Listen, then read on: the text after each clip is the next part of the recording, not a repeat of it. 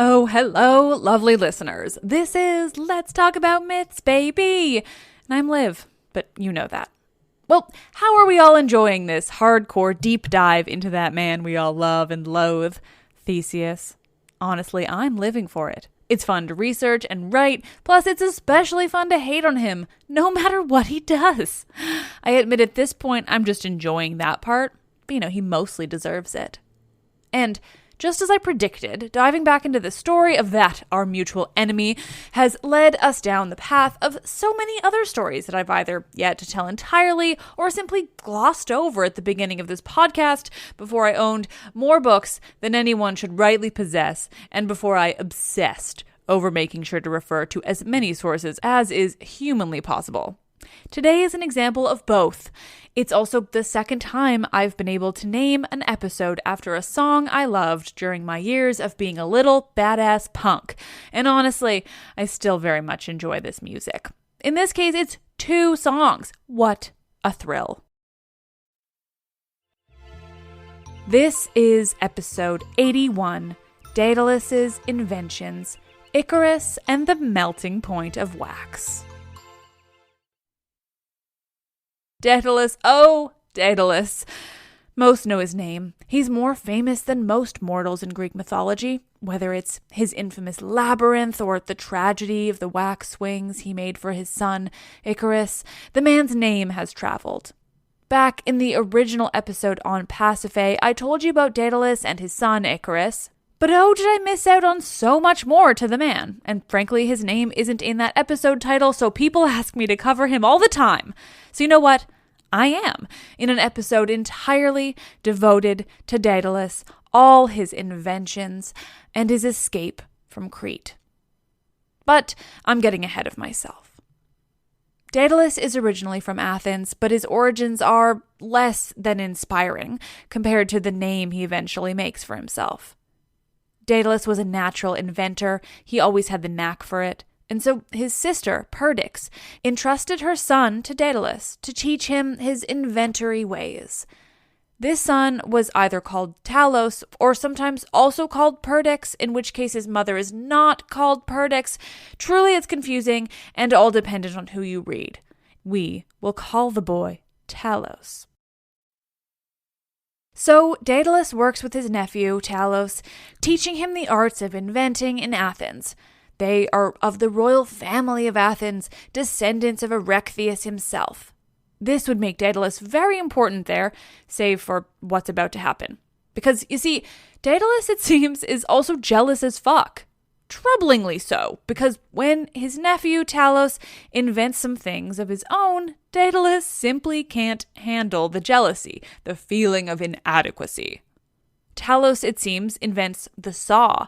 He sees how fish spines are shaped, or some say it's a snake's jaw, and mimicking it along an iron blade to create teeth, voila! He's invented such an important device. It's a game changer.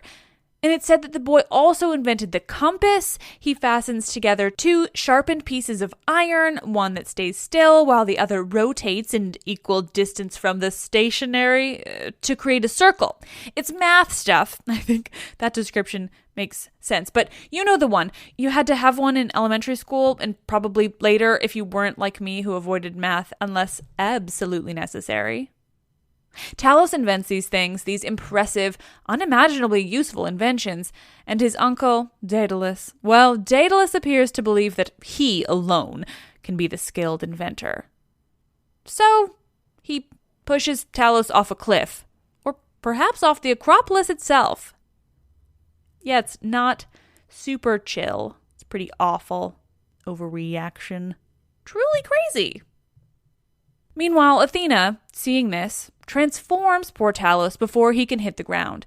She gives him wings just before he hits, turning him into the first partridge, a bird that never flies too far from the ground.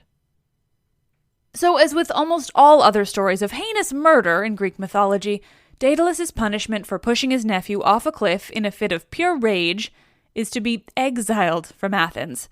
And this, of course, is how he ends up on Crete. Interestingly, in Apollodorus, Daedalus is actually tried in court in the Areopagus, their ancient courts of law, and found guilty, and thus driven to Crete. I tend to read Apollodorus just subject by subject for what I need at the time, so I'm not entirely familiar, but it seems to me that this wants to suggest that Daedalus was a real person, because it's linking it with historical Athens, the Areopagus, versus a mythological one that almost never, or I've never found it to include, the Areopagus. Apollodorus would also have you believe that Daedalus created the first statue. I should note, too, that Apollodorus compiled all this in the 1st or 2nd century AD, so quite late comparatively. Still, intrigue. During his time on Crete, Daedalus becomes their resident inventor.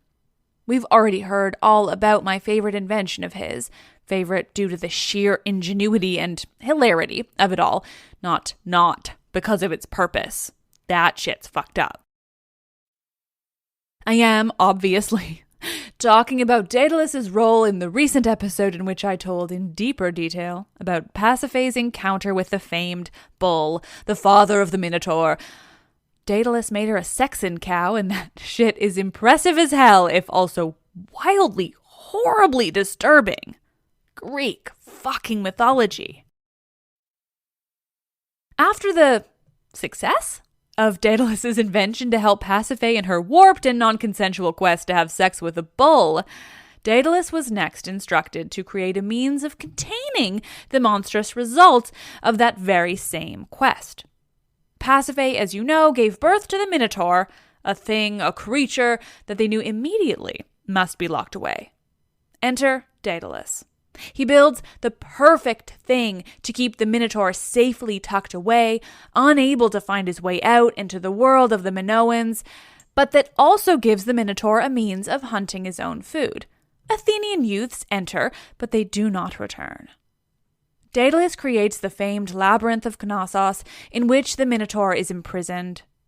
According to Ovid, the purpose of the labyrinth is not only to hide away the monstrous Minotaur, but very specifically to hide the shame of his family as far away from prying eyes as possible. The Minotaur is personified physical evidence of Minos' mistake in not sacrificing the bull to Poseidon when he should have. Of course, that is my interpretation. For the men of the ancient world who told this story, the Minotaur is instead personified physical evidence of Minos' wife's so-called adultery. But we know that's not what it really represents. No, Pasiphae is a woman who had to pay for her husband's mistakes, and pay she did. Minos is the one who failed to sacrifice the bull to Poseidon, not Pasiphae. But it's the woman who gets punished, and in this case, her punishment continues far past the birth of the Minotaur. The Minotaur continues to live, and so does the shame placed upon her by the story and the culture. The labyrinth is, well, for lack of a better word, labyrinthine. I mean, the word comes from somewhere. The labyrinth is a brilliant creation, one that only Daedalus could create. I mean, maybe his nephew Talos could have too, but we'll never know, will we? He created the labyrinth, an enormous high-walled maze with all sorts of twists and turns and dead ends and confusions meant to mess with a person's senses, with their ability to discern left from right, up from down. As Ovid puts it, Daedalus created the labyrinth to have an ambiguous course, quote, within a maze, along the endless ways to disseminate uncertainty. In fact, the artifex himself could scarcely trace the proper path back to the gate. It was that intricate. Which leads us to the next chapter in the life and times of Daedalus. When Minos, king of Crete, finds out that Daedalus helped Pasiphae, how he created a large and lifelike hollow wooden cow through which Pasiphae could have sex with a bull, reminder, all Minos' fault, Minos punishes Daedalus. A taste of his own medicine, it's called. For what Daedalus did, Minos imprisons him in his own creation, his own labyrinth. A labyrinth so intricate that, as Ovid says, even the architect himself can't find his way out.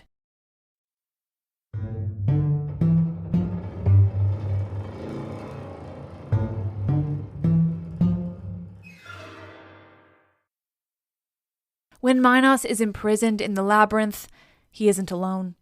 And no, I don't mean the Minotaur. It's not clear whether the Minotaur is in there with him, but I have to assume he is. Perhaps it's the one thing Daedalus did manage to figure out in his own labyrinth, how to remain free of the monstrous Minotaur. No, instead, I mean his son, Icarus. It seems Daedalus has a son. The boy's mother was a slave in Minos' palace named Crete, though she's never mentioned again, surprise, surprise. Together, father and son are imprisoned inside the labyrinth. With a dad like Daedalus, Icarus knows it won't be long before the pair are freed from their imprisonment and from Crete entirely. And he's not wrong. The moment Daedalus and Icarus are hidden away in the labyrinth, Daedalus begins to plan their escape. But as I said before, even Daedalus can't free himself from his own labyrinth once he's placed inside it, like all the other unfortunate Athenian youths bound for the belly of the Minotaur. It's simply too well designed. So how do they get out of the labyrinth? Well, it's only with the help of a woman that Daedalus and Icarus are freed from the labyrinth and able to avoid a fate worse than death. Pasiphae frees the pair, whether out of a sense of guilt or purely because she's a good fucking person. The queen of Crete, Minos' own wife, frees the man and child that he'd locked away for helping her. And once the two are free of the labyrinth, that's when Daedalus is finally able to let his inventor flag fly once more, as he gets to work planning an intricate means of escape from this island of Crete, so far into the Mediterranean that it sits far from land on all sides. Sailing from the island is out. Though Minos keeps a very impressive and famous fleet of ships, they are just as famously locked down. There's simply no way that Daedalus and Icarus could steal a ship and get away with it. But Daedalus is an inventor! Ships are so normal, so human. No, that's not good enough for Daedalus, even if he were able to steal one. Instead, Daedalus manages to fashion 2 sets of wings. He spends endless hours collecting feathers wherever he can find them, and finally, he has enough.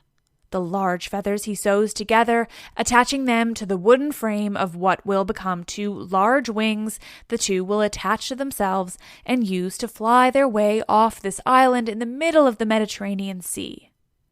But the smaller feathers, those he isn't able to sew, instead, Daedalus attaches the smaller, though still very much vital feathers to the wing frames with wax.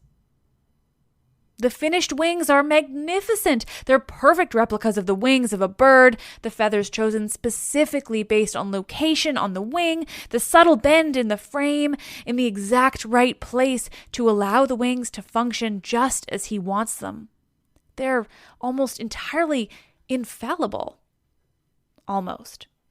This is, after all, the story of Icarus, the boy who... We'll get there. Daedalus makes the wings, these perfect, unimaginably intricate replicas of a bird's wings, with sturdy means of fastening one set to his own arms and the other to his son's. His plan is going exactly as he'd hoped. Daedalus is so relieved, so excited. He's found a means of escape from this island that's become a prison, all under the nose of Minos. Meanwhile, Icarus watches. How young is Icarus as this happens? A good question. I think based on the story, the boy must be quite young, a preteen, maybe younger. In Ovid's telling, he plays with the feathers and the wax as his father works, picking at the wings and disturbing Daedalus in the process.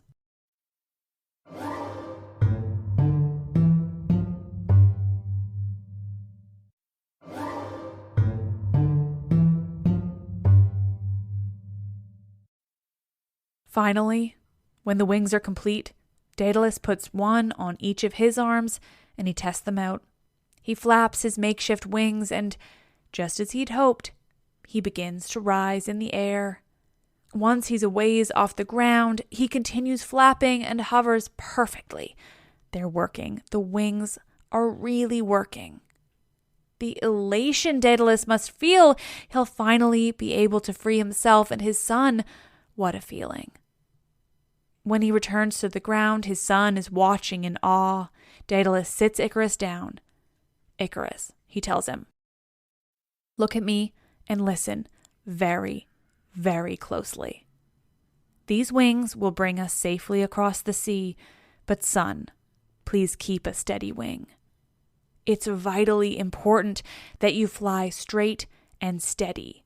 You mustn't fly too low to the sea. If the wings touch the water even for a moment, they'll get wet and will weigh you down, and you will certainly fall to the sea, and there I can't save you. The same goes for if you fly too high. If you fly too close to the sun, the wings will heat up, and the feathers held on with wax will fall off when the wax melts. That too will send you plunging into the sea. Just follow me, Daedalus tells him. Do exactly as I do. Do you understand me? Daedalus asks Icarus pointedly, drilling home his point. You must fly straight and steady, he repeats, his voice getting shakier with emotion. He gives his son a strong, loving hug. Of course, we don't know what Icarus says, but he's a child, or at most a teenager, and oh, how much fun it would be to have your very own wings flying over the sea. It's time. It's finally time for Daedalus and Icarus to fasten on their makeshift wings and take flight. Daedalus secures Icarus's wings first, making sure the straps are strong and that they won't loosen, that the wings can't possibly fall off mid-flight. That's the most Daedalus can do for him. The rest is up to Icarus. Once he's fastened on his own wings and both father and son are ready to go, they position themselves on a secluded cliffside on Crete, facing the direction of the mainland. Daedalus is anxious, worried. There's no more preparation he can do. They're the most ready they'll ever be. Now it's all about skill, focus, and luck. And with that, they leap from the cliffs, flapping their feathered, makeshift wings. Father and son keep a steady wing, flapping their arms steadily, flying perfectly above the water, far enough to avoid even a droplet from the sea, and low enough to avoid the heat of the sun. They fly and they fly. At one point, a fisherman sees them from below. He looks up at these two flying figures in the sky above and thinks they must be gods. What else could be possible? These humans flying with birds' wings. The fisherman stands, staring in awe from his boat below. They fly, Daedalus and Icarus, steadily. First, on their left, they see Samos. They pass it safely. Next, they fly past the island Delos, sacred to Apollo, and Paros, even Calymne. Next, over the island of Labynthos. They fly and fly, both growing more comfortable in the steady actions of flapping their wings. But for Icarus, with that comfort comes a thrilling feeling of power, of ability. He becomes more audacious, more excited to be flying through the sky, impressed with his own skills. I don't blame the boy, really. You're flying over the sea all by yourself. You're getting good at it. You're doing so well. Your father is praising your ability to stay where you need to follow his lead. And that's when Icarus decides to have a bit more fun with his flight. First, he dips low, but not too low. He doesn't get close enough to touch the water. He knows he can't. He just wants to have some fun. But this worries Daedalus, and he reprimands his son, reminding him to stay steady, keep to the plan that they've laid out. That plan will get them safely to Athens. Icarus, though, has gotten a taste for it. The exhilaration that comes with flying from side to side, up and down, testing his abilities, testing the limits of these incredible wings. Daedalus, feeling as though he's made his point to his son, continues on, guiding the pair but paying less attention. He trusts Icarus. Without the watchful eye of his father, Icarus enjoys a little bit more freedom. He flies low, then from side to side, his wings flapping away. Then he flies higher, further from the sparkling sea below. Higher and higher, it's more fun and exciting the higher the boy gets. But then, before he can catch himself, before he knows anything is wrong, everything has gone wrong. The wax on Icarus's wings begins to melt, slowly at first, but it isn't more than a second before the wax is melting faster than Icarus can realize what's happening. The wax holds together too many vital feathers. The wings become useless without them. Feather after feather fall from Icarus's wings. He continues flying for a while, not realizing what's happening. But all at once, it's too late. Most of the feathers have fallen from his wings, and it's mostly frame left behind, a skeleton. Icarus is falling. He falls and falls before he lands in the sea with an inaudible splash too far from Daedalus for him to hear. The ripples soon disappear with the movement of the water. In an instant, Icarus is gone. Daedalus looks for him, but all of a sudden his son isn't there. He isn't where he thought he was, following his father as they get closer and closer to Athens by the second. Daedalus is frantic. He searches the sky for his son. Maybe he's veered off course? Did he fly too low, maybe? Or is he playing a trick on his father, flying just behind in his blind spot? But finally, Daedalus looks down at the sea below. Feathers. So many feathers litter the ocean, floating calmly in the waves.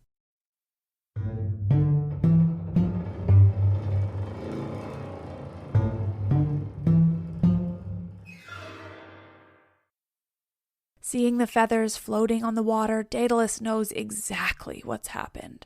His heart breaks as he looks down at the water, his beloved son somewhere in the depths around those sad floating feathers. Daedalus himself flies down toward where the feathers float, circling slowly, waiting, hoping that his son will reappear. And finally, he does reappear on the surface of the water, but it's Icarus's body that floats up. It's far too late to save the boy. Daedalus, his heart in pieces, flies down to his son's body and, I couldn't tell you how, manages to bring the boy's body to the nearest island. It isn't far. There, he builds Icarus a tomb and does all he can to make him comfortable in the underworld, performing whatever rites he can for his precious child. And so, on that island, Daedalus buries Icarus. He names the island Icaria, which it's still called today, and the sea surrounding that island and the area in general, the Icarian Sea. Or some say that Daedalus and Icarus never had wings at all, and that instead Pasiphae gave them a ship on which to escape from Crete, and instead, on that same island, Icarus fell into the sea and drowned. Those same people say that it was Heracles who buried Icarus, and that, in thanks, Daedalus built a lifelike statue of Heracles in Pisa, a statue that was so lifelike, so very real, that Heracles was convinced it was an enemy when he encountered it, and was so threatened by it that he knocked down the entire thing with a stone.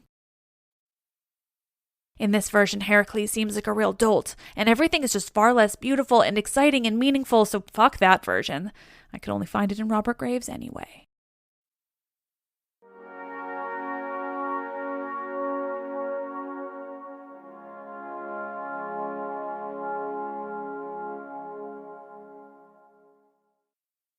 Oh, dear and wonderful listeners. Can you believe this was originally going to be a mini-myth? But my God, there's so much emotion, feelings, wonder. I just kept writing.